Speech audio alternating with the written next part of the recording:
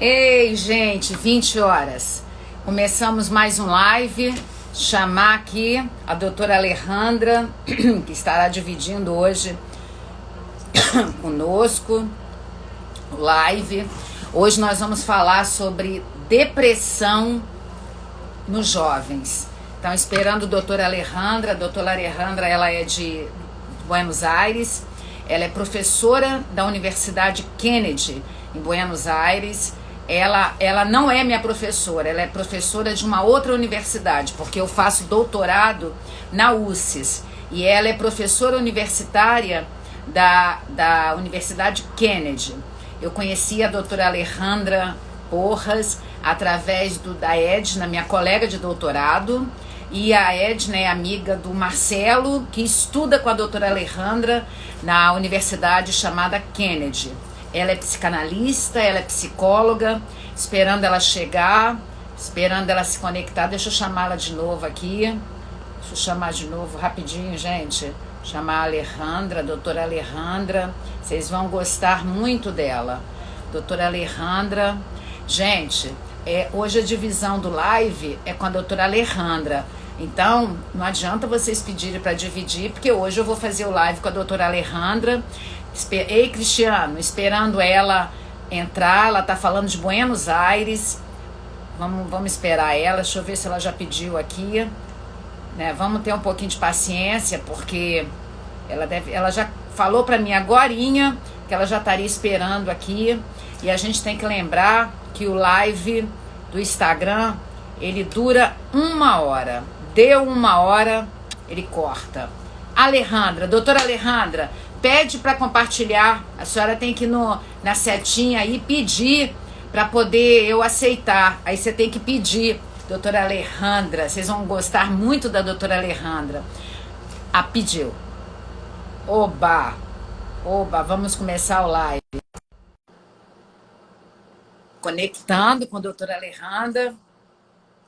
Vamos aguardando a conexão. Ela está falando de Buenos Aires, esse país. Ei, doutora Alejandra! Oh, Ei. Boa noite! Boa noite. Se apresenta, doutora Alejandra. Se apresenta. Fala Sí. tudo que você é. Bueno, muy feliz de compartir con ustedes, de haber conocido a Casia, de escucharla, de ver el compromiso que ella tiene con el psicoanálisis y de llevar el psicoanálisis a todos. A veces en Argentina el psicoanálisis es muy reducido y tiene un lugar para cierto grupo de personas. Entonces, no, digamos, no llega a esta cuestión necesaria, popular, importante, para que todos accedan. Sabemos que el psicoanálisis no es una práctica simple, ¿sí? Y que no es una ciencia como la que podríamos decir como un coaching o una psicología del yo, es opuesta y tiene todo un proceso de dificultad en su aprendizaje, en su formación, pero eso no implica alejar a los sujetos del psicoanálisis, ¿sí? Yo creo que el psicoanálisis hoy más que nunca, con todo lo que estamos padeciendo, tiene que poder llegar, tiene que poder ser conocido por la gente. La gente a veces tiene una mala referencia del psicoanálisis, ¿sí? Entonces hay que trabajar para sacar los prejuicios, ¿sí? Y para poder llegar al otro desde ese invento freudiano tan rico, todavía que necesita volver a ser leído. Es una revolución de Freud que debemos volver una y otra vez a leerlo con la vigencia de la época que nos toca transitar, pero es un descubrimiento muy necesario y muy necesario, por eso digo que apuesto a las escuelas de psicoanálisis libre, que no se conviertan en una religión, que se conviertan en la libertad de poder leer los textos, de poder pensar la clínica, de poder pensar la sociedad actual que nos atraviesa, de poder pensar los nuevos síntomas que hoy nos están convocando a que los psicoanalistas demos una nueva respuesta. Así que muy Doutora feliz de Alejandra, estar aquí. me emocionei. Eu me emocionei. Não, verdade. A gente vai falar devagarzinho, porque a doutora Alejandra fala portunhol e o nosso português é muito... A gente parece... E o espanhol é nhau, nhau. Então, a gente vai fazer esse casamento do com nhau.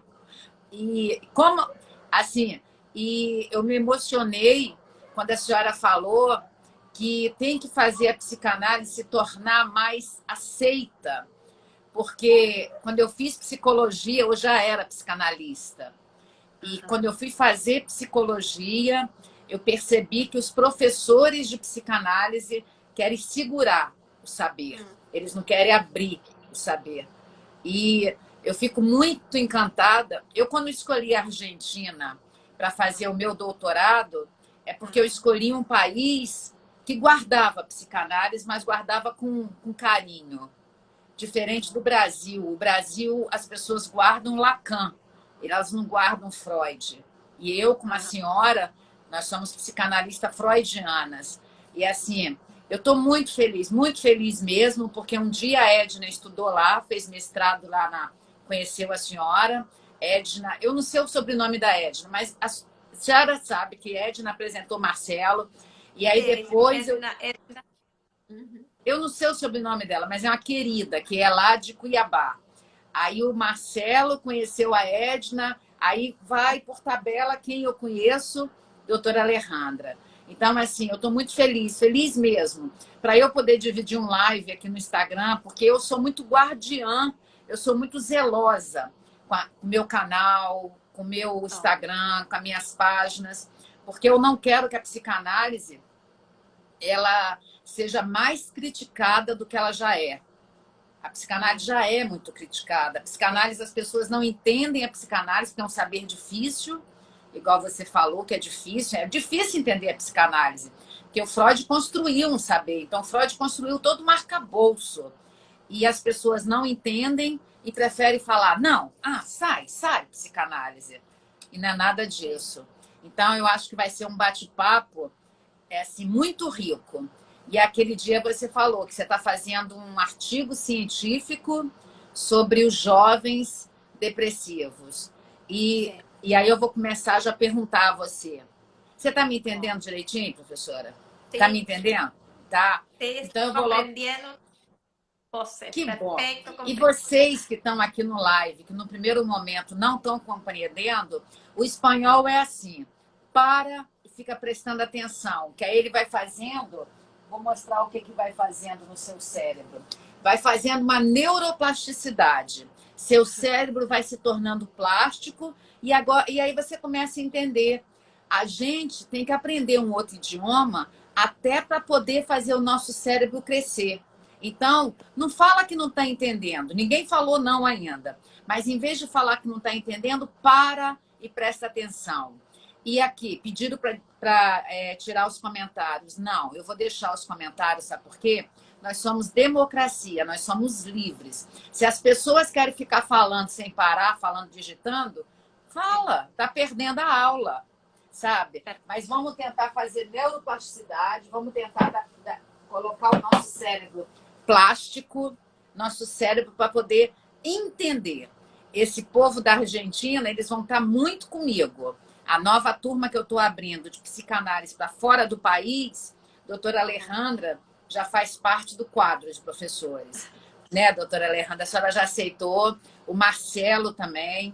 Vai ter vários professores, o Antônio Marcos, vai ter a doutora Leila, uma médica que é neurocientista e médica e psicanalista, vai ter Flávia, que é psicóloga e psicanalista. Então, esse grupo que decidiu fazer a psicanálise se tornar conhecida fora do país, para os brasileiros que moram fora do país e que não têm acesso à psicanálise na língua do Brasil, na língua portuguesa, no país alemão. Igual eu estou com um paciente aqui que é da Inglaterra, que está aqui assistindo a gente.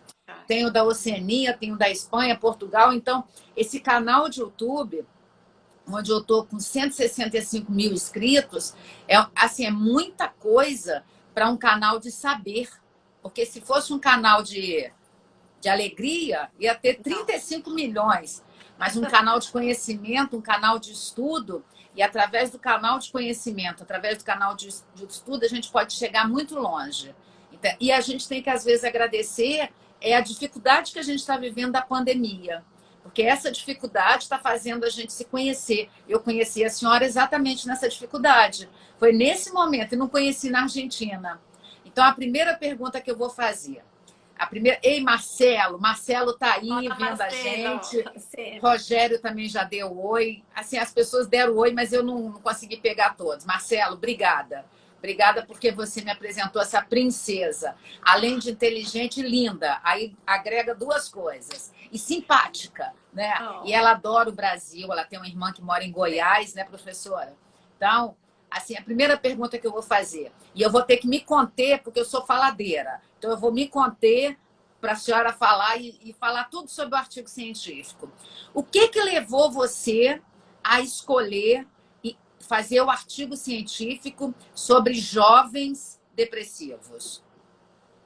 Bom, eu soy psicoanalista hace 21 años y trabajo como admisora en lo que sería una obra social. Admisora es los pacientes consultan conmigo primera vez y yo derivo a otros psicólogos o psiquiatras o internación, decido. Cada año que avanzaba las consultas, comenzaba a visualizar, a observar un aumento de los síntomas depresivos, mayor ansiedad, mayor apatía, tristeza, falta de interés, ¿sí? Los sujetos más desganados.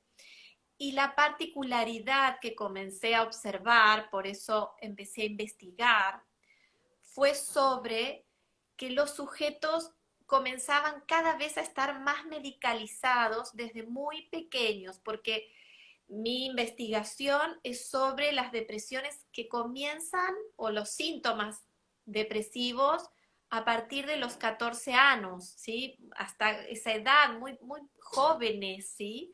Que sería una edad donde uno empieza bueno, a tener conflictos, porque la depresión, esa diferencia de la neurosis o de los síntomas neuróticos, es una posición que se ubica fuera del conflicto, ¿no? Es un sujeto que queda por fuera del conflicto, que ya no quiere ni existir para no molestar al otro. Ya no, ¿para qué existir? Hasta con ideas de suicidio, de no quiero molestar, ¿sí? Ni siquiera a veces la palabra. Costaba que ellos pudieran nombrar qué les pasaba, ¿sí? Había que habilitar la palabra, porque muchas veces lo que relataban era solamente la medicación que tomaban. Yo hacía los diagnósticos solo por tratar de captar qué medicación estaban tomando. Entonces, comencé a ver que cada vez más historias clínicas respondían a ese cuadro. Ansiedad, pero la ansiedad después se le sumaba a la depresión. Tomaban ansiolíticos, comprenden ansiolíticos, clonazepam, ¿no? Toda la rama de ansiolíticos, más después se sumaban antidepresivos. La combinación de ambos. Y no había tratamientos terapéuticos, ¿no? Solo medicación. Pero ni siquiera había psiquiatra, ni siquiera había relación con un médico, ¿sí? Eran sujetos que se las arreglan para conseguir solos la medicación. Entonces ahí comencé a comprender o a pensar la función del fármaco legal o ilegal, ya sea legal porque es por el médico o ilegal como el consumo de drogas, como esa forma de tapar el dolor de vivir. Porque yo creo que el psicoanálisis descubre, esa es la genialidad de Freud, que los síntomas son individuales, pero tienen una relación a la civilización. Es decir, cuando Freud escribe Malestar en la cultura, Malestar en la cultura es un texto donde Freud relaciona, ten ahí, ten, a ver, bon, donde Freud relaciona el vínculo del padecimiento humano con la relación social. Es decir, no es solo, no, el padecimiento humano no es fuera de la civilización que nos toca atravesar, ¿no? Es decir, nosotros como analistas pensamos la individualidad, el caso por caso, pero no dejamos de pensar las coordenadas sociales, familiares, socioeconómicas que atraviesa, porque si no pensaríamos que todo síntoma es una cuestión y la patologizamos y no vemos todo el entramado. Entonces ahí uno daría la medicación como la ciencia positivista y creería que el problema está solucionado. El psicoanálisis es otra cosa. El psicoanálisis apuesta al sujeto, apuesta a que ese síntoma depresivo de sufrimiento está denunciando algo, dice algo más, muestra que algo no está funcionando. Así como Freud escuchó a las histéricas del siglo XIX y no patologizó, ¿no? Sino que las escuchó, quiso saber qué había detrás de la queja histérica.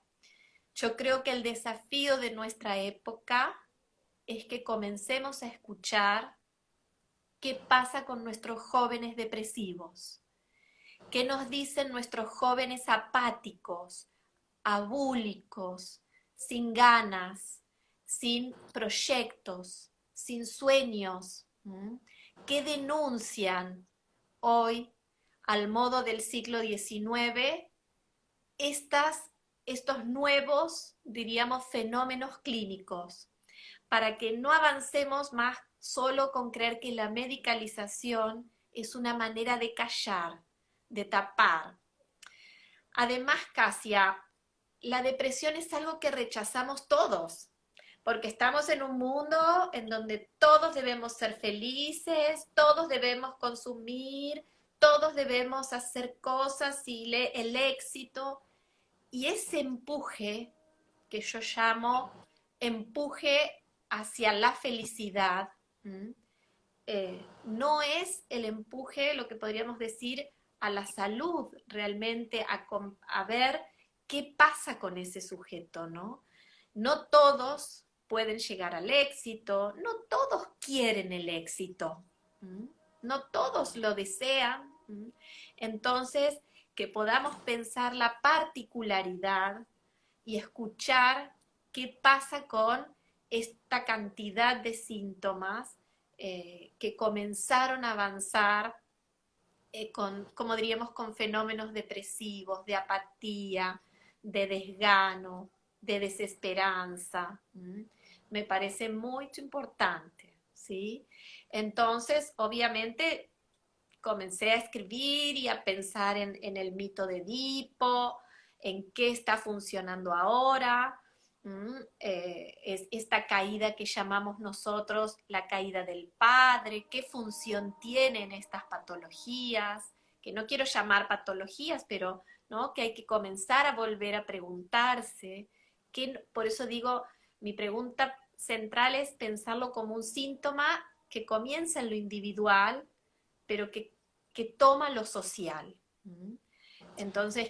Professor, eu sou também a terapeuta do sistema familiar, eu fiz essa formação também, eu entendo o sistema. E a psicanálise nada mais é do que entender o sujeito no sistema, porque o sujeito não está sozinho.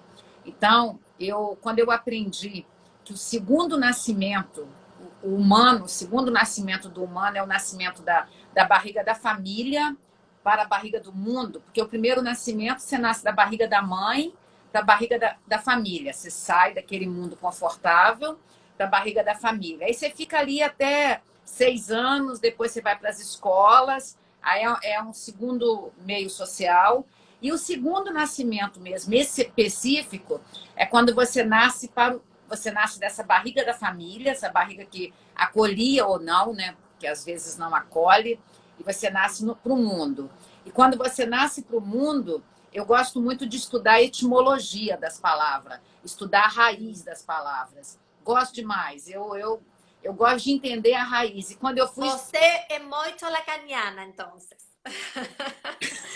É porque eu tenho uma lógica, eu tenho a lógica dos anos de economia, né? Como eu sou economista, e o Lacan ele gostou muito da matemática, mas eu não tenho eu tenho só a forma de entender pela lógica, que eu gosto de entender a raiz das palavras para poder ver por que essa palavra foi dada para isso. Aí deram a palavra adolescente. Adolescência tem 2 significados. Tem crescimento, do latim, e tem adoecimento. Adoecimento quase ninguém sabe, porque eu tive que pesquisar muito para chegar, tanto que algumas pessoas acham que não é. A palavra adolecer, essa palavra adolecer, a raiz da palavra adolecer. Aí vê bem, aí você frequentou aquela família que era disfuncional, aquela família que não tinha função materna, não tinha função paterna, pegando algumas coisas emprestadas do Lacan. A gente pode pegar emprestada, pode pegar o gozo psicanalítico. Tem algumas coisas que o Lacan foi feliz. Eu não gosto é da análise do Lacan. Eu não gosto de atender o paciente com o tempo lacaniano, que eu acho que o tempo lacaniano as pessoas surtam, você fala, acabou, vai embora. Aí a pessoa fica pirada. Então, eu gosto daquele tempo de ficar com o paciente. Freud atendia as pessoas uma vez por dia, né? Ele atendia 5 vezes por semana. Então, imagina falar, vai embora. Aí a pessoa, o adolescente, ele está ali naquele seio familiar que não é nada confortável, que não é nada fofinho, que é agressor, que a mãe teve ele por qualquer coisa, o pai teve ele por qualquer coisa, ou seja casal de homossexual, ou seja casal de homossexual feminino e masculino. Não quero restringir em homem e mulher, não. A família que ele tiver, seja uma família de adoção, ou seja uma família que ele nasceu da barriga da mãe e a mãe está ali constituindo. Seja a família, avô e avó que está criando ele, não importa. Isso assim. E aí ele entra na adolescência com 11, 12, e aí ele começa a ter os membros crescendo, o corpo crescendo, o corpo ficando estranho, ele perde todas aquelas roupas, ele perde o corpo que ele tinha de criança, ele estava confortável naquela fase latência que o Freud fala, que é a última fase ali antes de entrar na fase genital, que é a fase da puberdade, a fase da adolescência. Porque Freud fala de um jeito e a gente fala de outro no senso comum. E aí, quando ele entra nesse mundo, ele tem que ser aceito na escola, ele começa a ter desejos pelo outro, porque ele deixa de ser narcisismo primário e ele começa a ter o narcisismo secundário, ele começa a não ter mais prazer só com ele começa a procurar o outro para ter o prazer. Aí ele começa a procurar, mas ele está se achando estranho, ele está se achando feio, ele está sofrendo bullying, ele está sofrendo agressões, porque ele tem espinha, porque o cabelo dele... O adolescente, a menina adolescente, ela fica assim, que o cabelo não pode ter uma ondinha. Aí tem que alisar o cabelo. O menino quer malhar e a gente, essa sociedade nossa, de 2020, essa sociedade que... Eu espero que o coronavírus, que esse vírus, faça a sociedade voltar melhor. Porque, não é, professora? A sociedade estava muito estranha. Uma sociedade que todo mundo quer prazer pelo prazer. Seja o prazer das drogas lícitas, que você compra álcool, remédio, cigarro, você paga imposto. Seja as drogas ilícitas, maconha, cocaína, êxtase e por aí vai. E aí o adolescente, quando entra nesse mundo, ele fala, ai, esse mundo é chato, esse mundo é estranho, esse mundo eu não dou conta. Aí ele volta para ele de novo. Na verdade, ele quer voltar para o útero da mãe. E ninguém entende ele. E aí a adolescência já é algo muito complicado. Não é aqui no Brasil, professor, as pessoas têm mania de falar que a adolescência é aborrecer. Aborrecer, Sí, aborrido, né? Aborrido. Então, não, adolescência não é aborrecimento. Adolescência é o momento que a pessoa está se constituindo e ela tem que estar muito bem preparada. Aí a gente tem um adolescente aqui. E do lado de cá tem o pai e a mãe com 40 anos, que é o terceiro nascimento. É o nascimento para o início de perder o vício, perder a beleza, perder a força, porque depois de 40 anos você começa a entrar em declínio. E aí começa esse conflito de geração. O adolescente fala A e a mãe entende H. A mãe fala J e o adolescente entende nada. E isso, ninguém entende ele. E eu penso que a medicalização foi o grande erro desse século nosso. Porque você não pode medicalizar sintoma.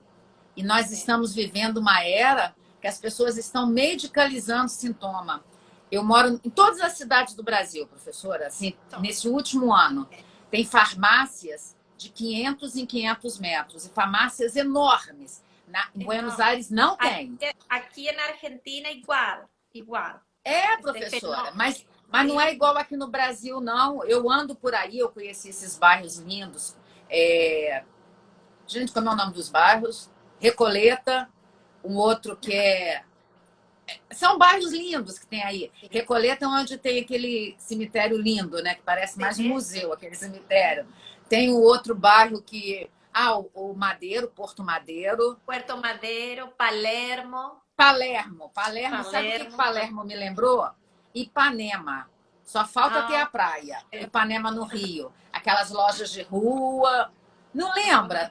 Lembra Ipanema. Só falta ter a praia. Eu não tenho a praia. Então, eu não vi tanto... vocês estão perdendo. E aí, eu não vi tantas farmácias, muitas aqui, e são farmácias de 500 metros quadrados. São farmácias quase tamanho de hipermercados. E o que é mais fácil para o jovem? Ele descer dentro dele e falar onde está a minha dor, ou ele tomar um remédio? É o que a senhora acabou de falar. E aí, automaticamente, ele vai tomar o remédio, ele vai beber as bebidas fortes, tipo ice, que são bebidas fortes, para tirar essa dor que está aqui. Sí, porque, a ver, Casia, es lo que Freud descubre, que todo sujeto humano, no solo el adolescente, tiene un dolor de vivir. Uno podría decir, la tristeza no tiene que estar rechazada. El duelo en esta época está muy rechazado. Eso es parte de nuestra vida. O que é rechazada mesmo? É jogada fora? Rechazado, expulsado, claro. Expulsado. Claro. Ajá. ¿No? Entonces no hay periodos de duelo, no hay periodos de... Nosotros desde, como muy bien dijiste, desde que nacemos comenzamos a perder cosas, ¿sí? Y la pérdida es como una mala palabra, ¿no? Está muy mal. Nadie tolera perder, nadie tolera la falta, se niega la pérdida, se niega esa tristeza necesaria, ¿sí? Que uno podría decir normal de cada proceso de la vida. Entonces viene una exigencia bien super yoica, ¿sí? Esa exigencia, ¿no? Por eso digo bien desde el super yo, en donde el sujeto es su propio enemigo hoy. Uno es enemigo de uno mismo, porque se autodestruye, se autoexige a que tiene que estar feliz todo el día, sonriendo, todo el día produciendo, todo el día verlos, estar bien, ir a fiestas, estudiar, pensar en el futuro y ser exitosos, tener dinero. Eso es muy difícil para un adolescente. É difícil para nós, né? Adultos. Y aparte, como bien dijiste, ellos ven al adulto. Ellos ven qué está pasando con el adulto, que no está feliz, que quiere volver a ser adolescente, ¿no? Que no tolera el tiempo, que no valora su crecimiento, que no hay un valor del saber, de la experiencia, que no hay un reconocimiento de esa persona que ha vivido. Lo vimos ahora en este movimiento, con qué lugar le damos a los adultos mayores, a las personas mayores. Entonces, si desde ahí no es solo que quién los cuida, si él está, es decir, qué rechazo también, ¿no? Qué expulsión tenemos frente al adulto mayor. Entonces parecería que todas las presiones culturales, sociales de la época están en el ideal del adolescente, ¿no? Como si fuera el mejor estado. Y realmente no es como tú muy bien dijiste, que no es el mejor estado la adolescencia. Es un estado muy sufriente. Ahora se idealizó y se colocó en el estado de pura felicidad, de diversión. Puede haber momentos, puede haber ritmos, pero esta exigencia de hiperproductividad, y como bien dijiste, que ahí hay un rasgo de la falta de amor, en donde el amor, el compromiso, porque ¿qué tipo de amor fue idealizado ahora? Ese amor de mercancía, ese amor de objeto, de tomo y tiro, cambio, ya no me gusta, ni sé el nombre, ¿no? Salen a bailar, ¿sí? A bailar a una fiesta, están con alguien y después votan, ¿no? Como dejan, ni saben su nombre, ni su teléfono, ningún contacto, solo troca, uno por otro, ¿no? Entonces, hay una lógica del desamor que está comandando los lazos amorosos en esta época. Y eso no puede ser sin consequências. Exatamente, professora, porque assim, aqui no Brasil tem um termo que a psicologia está usando muito, porque a adolescência ela esticou, né? A adolescência vai até 25 anos. Tem um artigo científico que foi publicado uns 5 anos atrás, que esticou porque nós estamos vivendo mais e ninguém casa mais com 20 anos. Ninguém com 20 anos está preparado para as coisas. Então, hoje a adolescência se esticou até 25 anos. Então, esse jovem até 20, esse adolescente até 25 anos, ele está nesse estado de adoecimento, esse estado de quem eu não sou amado nem por mim, nem eu sou amado por fora. E é essa crise que ele vive. E a depressão que acomete eles estão na formação do neocórtex, né? Que o neocórtex, usando um pouquinho esse saber meu que eu adoro aqui da neurociência, eu adoro misturar a neurociência com a psicanálise. O Freud era um neurologista. Eu penso que se o Freud estivesse vivo hoje, ele estaria estudando essas coisas que eu gosto de estudar, da neurociência. E porque ele começou com o experimento lá em 1895, ele faz o experimento e vê que não dá certo e parte para entender o sujeito. Ele larga a neurologia, essa medicina que era mais pontual, para entender dentro do sujeito. Então, hoje, as pessoas, ele começa a produzir no cérebro os neurotransmissores que vão fazer com que tenha mais queda ainda da vontade de viver.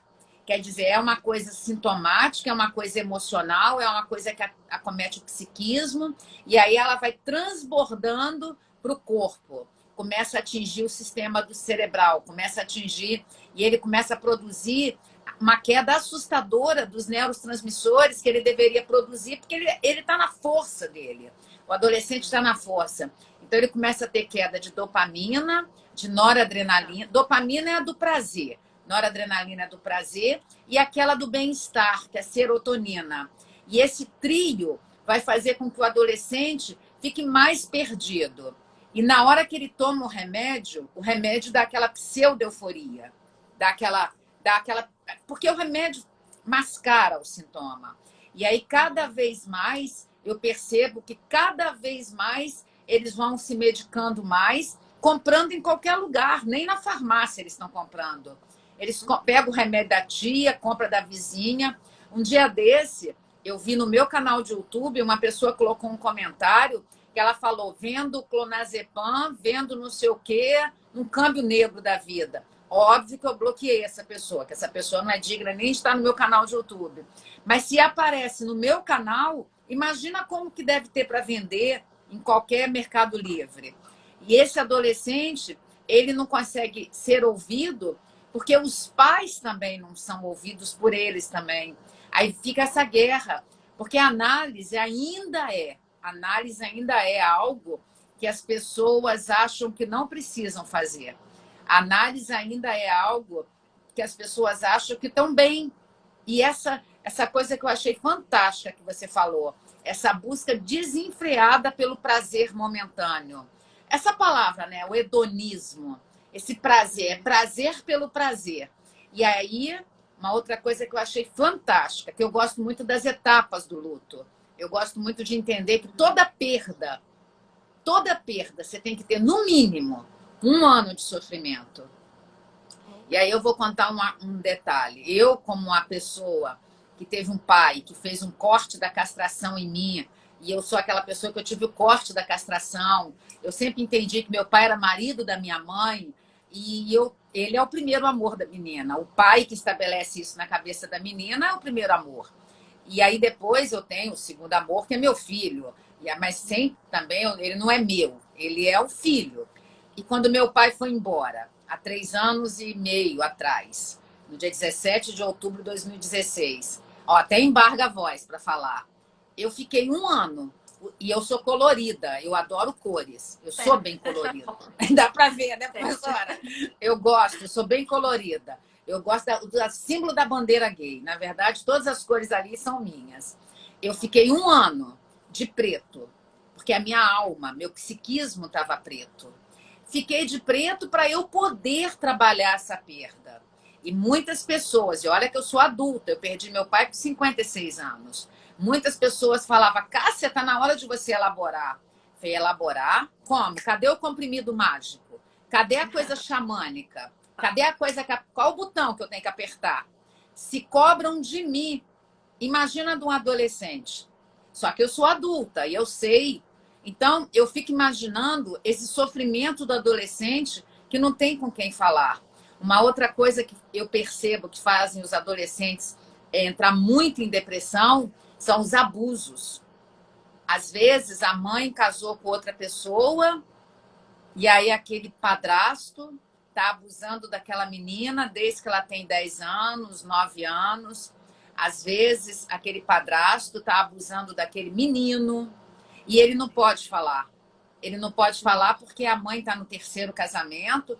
Não tenho nada contra. Pode casar 100 vezes se quiser. Não tenho nada contra. Eu não sou juíza para ter nada contra. Mas eu fico muito preocupada com esse adolescente que não é acolhido, esse adolescente que não é amado, esse adolescente que não é entendido. E aí ele entra na adolescência e está em depressão. E como uma adolescente em depressão, vivendo tristeza, porque a depressão, o que manifesta é a tristeza, e ele não poder ser triste. Ele vai para a festa rave, e tem festa rave também, não tem, professora? Tem. Aí ele toma aquelas coisas que destrói, aquelas balas, que bala não é nada de bala, que destrói o cérebro deles.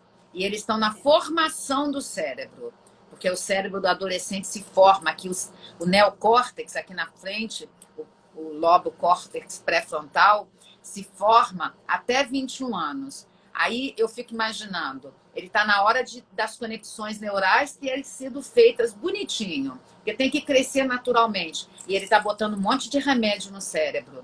O que será desse jovem, desse adulto? Como que ele vai se constituir? Será que ele vai conseguir depois ter emprego? Depois será que ele vai conseguir fazer uma faculdade? Porque ele está destruindo aonde ele não pode destruir, que é o cérebro. Então, assim, doutora Márcia entrou, uma médica, nutróloga aí, doutora Márcia. Então, assim, eu queria que a senhora falasse desse adolescente, quando ele já está na faculdade, ele já está ali tendo que estudar, E ele não tem força, porque a depressão tira a força da pessoa.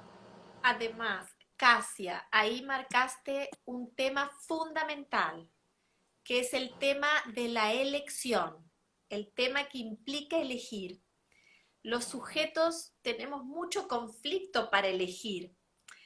Recuerda que Freud explica el desencadenamiento de la neurosis del hombre de las ratas cuando él tiene que elegir, cuando él está convocado a elegir o a una mujer rica o a una mujer pobre. Él tiene que elegir por un amor. La elección en los sujetos es de un costo muy alto, ¿sí? Hay sujetos que no eligen nunca y llevan la vida sin elegir y sin responsabilizarse de sus elecciones. Imagine que a un adolescente que está comenzando con un futuro incierto, porque los adultos están muy desordenados, entonces se le exige elegir la carrera, su futuro, saber que ahí va a ser para siempre, ¿no? Que ahí va a estar determinado todo su futuro. Entonces ese peso de la elección, y muchas veces se le coloca ahí la frustración de los mismos padres, la frustración de lo que no ha podido lograr. Entonces esos niveles de exigencia, en donde ni se los puede permitir dejarlos un rato solos, con su música, en su mundo, aislados, ya consultan, está encerrado en su pieza, ¡bom! Necesita estar solo, pensar, estar tranquilo, ya creen que eso es una patología. Entonces hoy se patologiza todo. Y primero a medicar. Está solo, está sin ganas, ¿no? Esperemos a ver de qué se trata, ¿no? Escuchemos.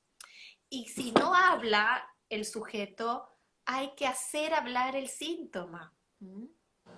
No siempre un sujeto habla de entrada, ¿no? Uno pregunta, ¿qué te pasa? Él tampoco sabe qué pasa.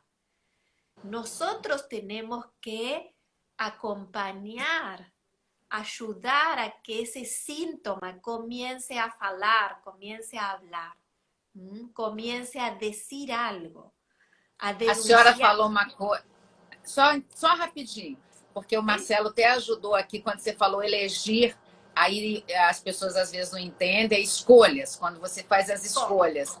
Porque Marcelo já mora no Brasil, já está mais rápido para fazer as traduções. Mas eu acho que as pessoas entenderam, porque se presta atenção, acaba entendendo o contexto. E uma coisa que você falou aí que eu achei muito legal. As pessoas têm o engano de achar que você vai chegar na análise e você vai falar, falar, falar. A pessoa não sabe nem o que ela tem, ela vai falar de quê? Ela está manifestando algo, aí o psicanalista sabe. Porque eu gosto das frases do Freud, né? Quando a boca cala, o corpo fala. Então, a boca do adolescente calou, ele não sabe, ele tá se achando estranho, ele acha tudo chato, ele tem vontade de se suicidar, porque o número de adolescentes que se suicidam é muito grande, é muito grande. A cada 2 segundos, uma pessoa tira a vida no mundo. Então, é muito grande, que ele está adoecido, a gente não pode esquecer do adolecer. Então, ele tá. Aí você vai chegar e falar, conta. Ele vai falar, contar o quê? Né? Que saco. Não quero contar nada, não. Então, cabe ao psicanalista. Por isso que a formação do psicanalista tem que ser uma formação que ele faz análise. Que ele entra em contato com o inconsciente dele. Porque se a gente entra em contato com o nosso inconsciente, a gente consegue entender o inconsciente do outro. E a gente não vai fazer a contratransferência. Professora, sabe quantas vezes eu escuto as pessoas falando, esse adolescente, o pai deu celular, deu carro, ele tem não sei o que, ele tem, e ele fica aí reclamando. Talvez ele só tenha matéria, ele não tem nada, ele está totalmente despertencido de si. Então, esse detalhe que você falou, de escutar o que não é falado. Porque o psicanalista, A senhora, quando fez as entrevistas e observou o que gerou o artigo científico, você observou que ele estava se medicalizando. Só isso. Quer dizer, isso tudo, né? Era uma coisa tão pequena que talvez passasse batido por qualquer psicanalista, qualquer psicólogo. Por isso que o psicanalista ele tem que ser olhar isso que ninguém vê. É um olhar do que ninguém vê.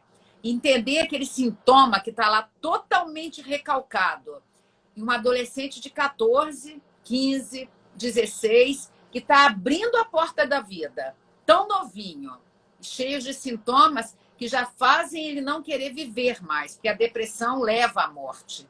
A depressão leva, tanto que aqui no Brasil, não sei aí, o mês de setembro é o mês de prevenção ao suicídio, aí é considerado mês amarelo. É o mês que é de prevenção ao suicídio. A gente pensa que suicídio é só naquelas pessoas de meia idade. Não, jovens e adolescentes estão tirando a vida de uma forma assustadora. Eu quis só interromper para falar isso, porque eu acho genial quando a pessoa... Eu sou psicóloga como a senhora. Tratar o sintoma é muito difícil. Tratar a causa, às vezes, é mais fácil. Sabe? E no Brasil faz muito sucesso a terapia comportamental cognitiva, que não vai ao inconsciente, só vai até o pré-consciente. Ela para ali. Ela não quer saber a causa, ela quer mudar a crença. Ó, você muda a crença. Ah, tá, o adolescente está depressivo, ele vai lá, faz uma terapia comportamental, muda a crença, agora ele não está mais depressivo, não, agora ele é ansioso. A gente não tem que trocar, a gente tem que ir lá no fundo. E eu sou dessa, eu quero tirar a ferida, eu quero arrancar, eu quero ser a cirurgiã da alma da pessoa. Desculpa ter interrompido, mas eu queria que a senhora continuasse. Eu só quis fazer esse aporte da importância que é ouvir o que ninguém escutou. Porque ele vai falar, tenho nada não, tenho nada não. Adolescente vai falar, aonde? Ele não tem nem paciência para falar. Então, pode continuar, professora.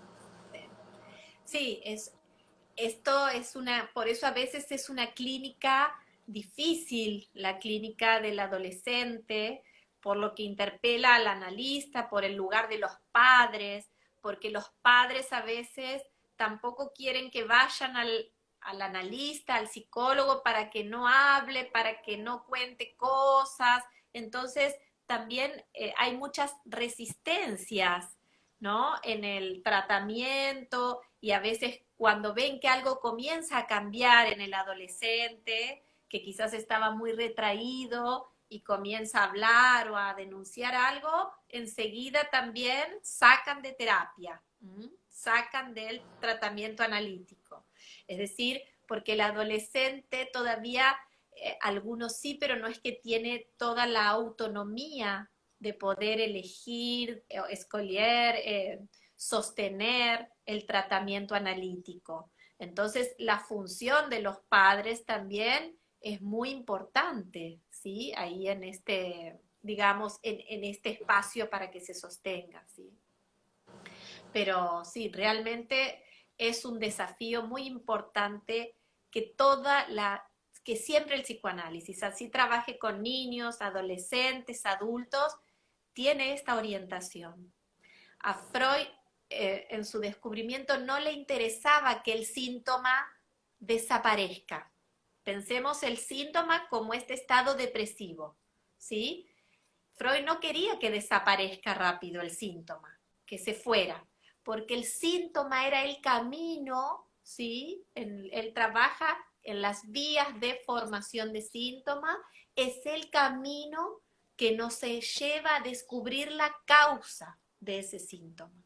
Y eso es lo importante para el psicoanálisis, que el síntoma sea el camino, porque ahí empezamos a descubrir las fantasías, qué fantasías han quedado fijadas libidinalmente para expresar esa posición sintomática, y desde ahí poder descubrir la causa. Y en esa causa sintomática es a la que le interesa a Freud, porque si no es trocar una cosa por otra. Y si ahora es un síntoma depresivo y si después es un síntoma ansioso, un síntoma alimentario, bulimia, anorexia, comienzan a variar los síntomas. Malas relaciones de pareja, elecciones de pareja terriblemente sufrientes. Entonces, O que é parreja mesmo? Parreja é o que, professora? Pareja, relacionamiento, pareja... Ah, tá. Relacionamiento. Pareja, relacionamiento patológico. Todo eso fue trocando, pero nunca fue descubierta la causa. Entonces, ¿no? En estas terapias cognitivas conductuales, se creen que porque un síntoma se fue, se curó. Parreja é casado. Marcelo falou que parreja é casado. São os casamentos. Casamento. É quando busca um parceiro. Né? Marcelo é nosso intérprete. Obrigada, Marcelo está ahí. Bom. Entonces, por eso, cuando comienza el síntoma solo a trocar, a cambiar, pero donde no se ha descubierto la causa, eso no le interesa a Freud. Freud cree que hay una lógica de cura, que la cura es cuando el síntoma nos permitió descubrir o dejar, digamos, en evidencia qué lo causó. Y que ahí el sujeto pueda comenzar o a escoger un modo de vida no tan sufriente. Porque no hay una idea, podríamos decir, ni una idealización de que la vida, no, el sujeto no padezca nunca, ¿sí? Por eso la castración, la falta, la división del objeto con el sujeto serán cuestiones centrales para el psicoanálisis, ¿sí? Saber que no hay un ideal o que hay un momento en el que el sujeto llegó y encontró la genitalidad o ¿no? El objeto y el sujeto hicieron un acoplamiento y quedó, digamos, todo acomodado. El sujeto siempre puede tener, como diríamos, esto que llamamos, bueno, el dolor de vivir. Lo importante... Deixa eu só falar uma coisinha, professora. Sim. Nós duas somos psicanalíticas, da psicanálise, e aí algumas pessoas falam assim, meu filho tem síndrome de Asperger, eu tenho transtorno do espectro autismo, meu marido tem esquizofrenia, já medicado, já foi no neurologista, já foi no psiquiatra. Você acha que eles deveriam fazer análise? Eu falo, não. Eles têm que procurar a terapia comportamental cognitiva. Então, a terapia comportamental cognitiva, ela funciona com aqueles tipos de questões que tem que manter a pessoa sobre um cuidado. Por exemplo, a pessoa que tem esquizofrenia, ela toma medicação, mas ela precisa de uma terapia para manter ela ali até a vida ficar bem. Porque quantas pessoas que são esquizofrênicas são casadas?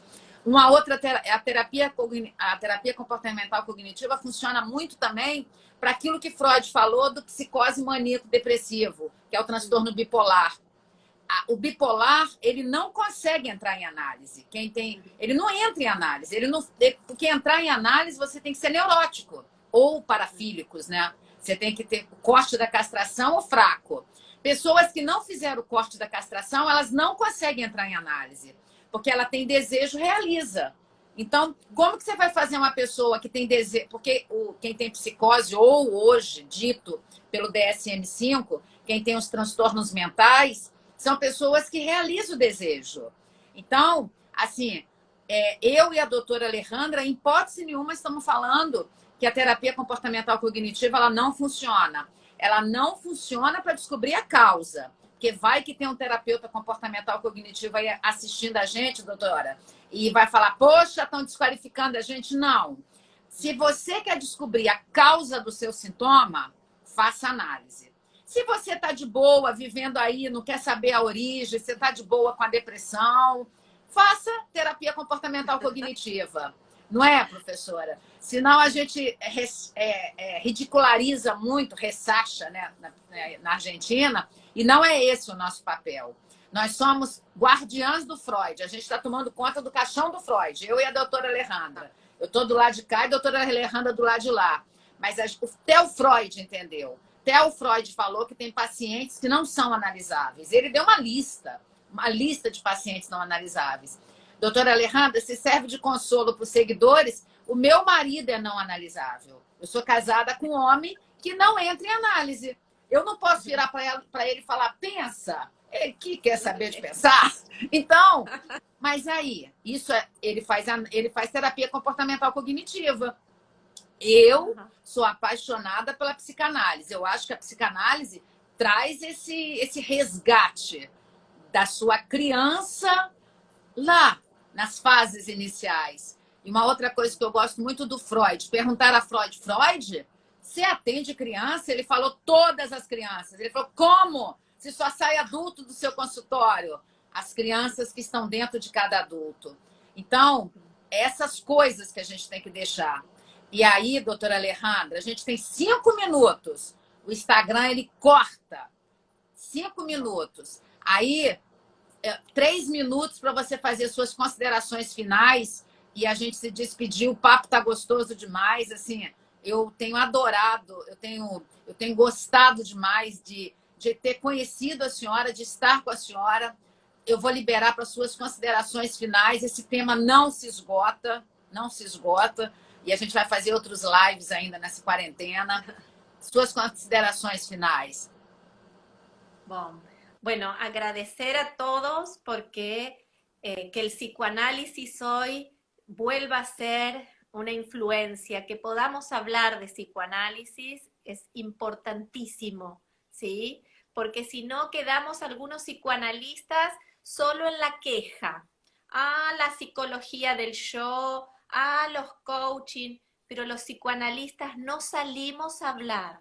No salimos a hablar porque decimos que lo nuestro es difícil, que cómo vamos a hablar un texto de Freud, que yo creo que valoro el riesgo y la valentía de poder hablar así, como decimos, para todos. Cada uno podrá comprender el pedacito que pueda y tolerar las diferencias, ¿sí? Que podamos dialogar entre psicoanalistas y respetar las posiciones de diferencia, porque eso es lo que nos va a hacer crecer y nos va a hacer permitir inventar herramientas nuevas que hoy necesita la época. No solo repetir, tomar estas lecturas, estos pensadores. Amo Freud, amo mucho Lacan, me encanta cómo han pensado y pensar a partir de ellos qué respuestas podemos dar a lo que hoy acontece, a lo que hoy pasa, al sufrimiento actual. Y esto que decías de introducción del narcisismo, Freud ahí se pregunta en ese texto por qué el paranoico no puede tener el amor de transferencia, ¿no? Él pregunta ahí es una pregunta, es un texto que habla mucho sobre el amor, y en ese punto es por qué a las paranoias, ¿sí? La paranoia como psicosis paranoica tiene la impossibilidade de amar. Falta um minuto, vai cortar, gente. Eu sou o relógio desse Instagram, ai meu Deus. Professora, vamos falar de narcisismo? Vamos falar um dia sobre narcisismo? Vamos? Sim, porque nós estamos vivendo essa era narcisista. Sim. Vamos marcar um live de narcisista. Eu vou ter que interromper o live. Obrigada por todo mundo que está aí com a gente. Obrigada, doutora Alejandra Porras. Sigam a doutora Alejandra Porras. O Instagram dela é fechado, mas vocês vai estar...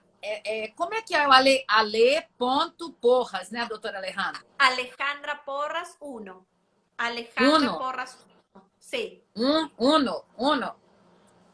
Tá, sigam ela. Vai estar, acho que fica marcado aqui, mas eu marquei em várias coisas no Instagram. Obrigada, doutora Alejandra. Marcelo, obrigada. Obrigada a vocês que estão aí com a gente. Obrigada a todo mundo. Vai ter um outro live, a gente vai falar de narcisismo. Narcisismo à luz do Freud, o narcisismo primário e secundário. Muitas pessoas precisam entender. Beijo no coração. Obrigada, gente. Obrigada. Tchau, gente. Beijo. Tchau. Vai cortar. Tchau. Sim, tchau.